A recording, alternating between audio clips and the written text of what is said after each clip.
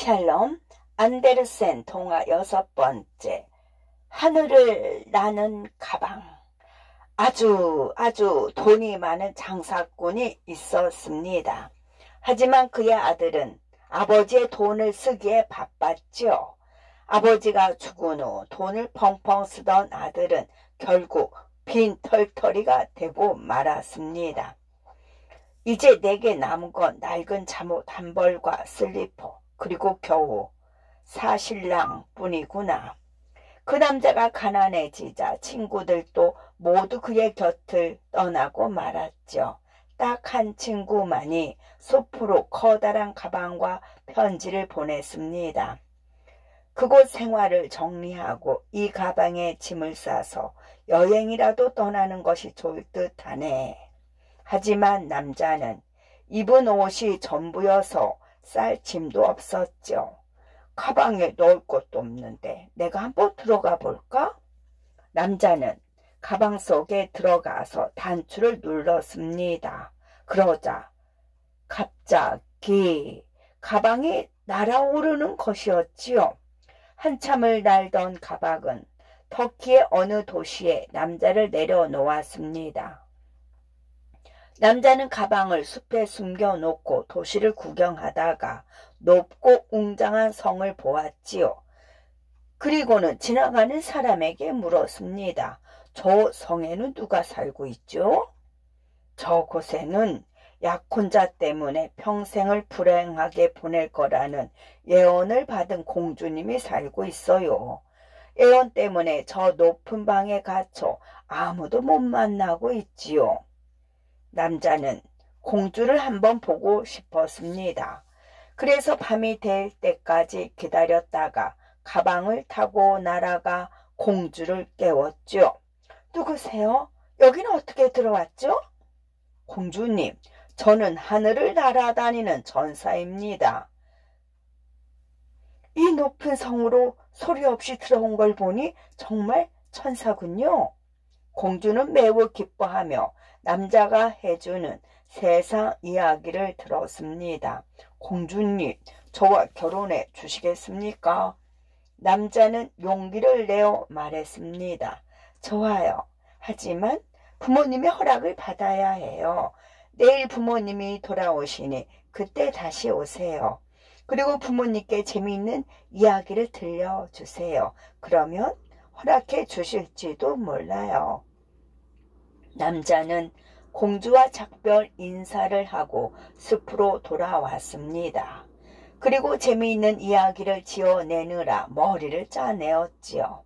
다음 날 남자는 가방을 타고 다시 성으로 갔습니다.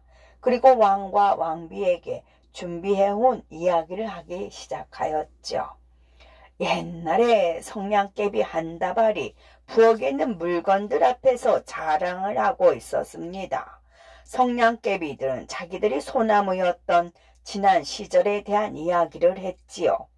그런데 어느 날 나무꾼이 와서 도끼로 우리를 찍었어. 우리 친구들 중에는 커다란 배가 된 것도 있지만 나는 환하게 불을 밝히는 성냥개비가 되었지. 성냥개비의 자랑에 새 냄비가 나서서 말했죠.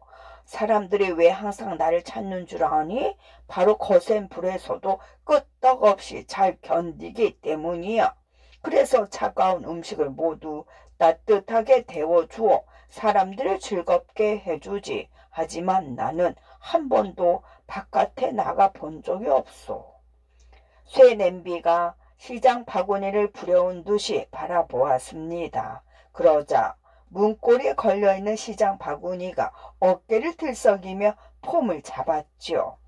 다른 냄비들도 접시들도 서로 자기 자랑을 하느라 열을 올렸습니다. 그때 갑자기 문이 열리더니 하녀가 폭으로 들어왔습니다.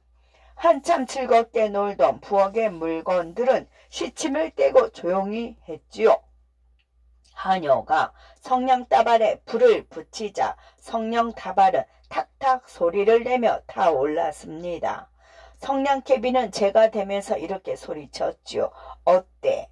너희들은 이렇게 환한 빛을 내지 못하지? 성냥개비는 자신이 죽는 줄도 모르고 자랑을 했습니다. 남자가 이야기를 마치자 왕과 왕비가 박수를 치며 웃었죠. 하하하, 재미있었소. 공주와 결혼하도록 허락하겠소. 남자와 공주는 뛸 듯이 기뻤습니다. 도시는 공주의 결혼을 축하하기 위한 축제 분위기로 들떴지요.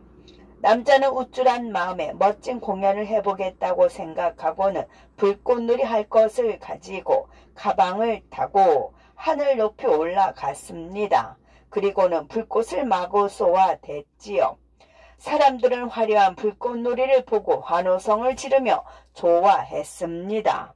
남자는 가방을 숲에다 숨겨놓고 사람들의 반응을 물어보러 갔습니다. 정말 멋져요. 우리 공주님은 천사와 결혼한 게 틀림없어요. 사람들의 칭찬에 기분이 좋아진 남자는 다시 숲으로 갔습니다. 그런데 불꽃놀이 할 때 튄 불씨가 가방에 붙어 가방이 다 버리고 말았습니다. 어떡하지? 가방이 없으면 공주의 방으로 갈 수가 없잖아. 내일이 결혼식인데. 남자는 공주를 2번 다시 만날 수가 없게 되었지요. 다음 날 해가 뜨자 공주는 설레는 마음으로 신랑을 기다렸습니다. 하지만 이튿날이 되어 해가 다시 떠오를 때까지 남편이 될 천사는 나타나지 않았습니다. 공주는 애원대로 날마다 창문을 내다보며 아주 불행해지고 말았죠. 끝.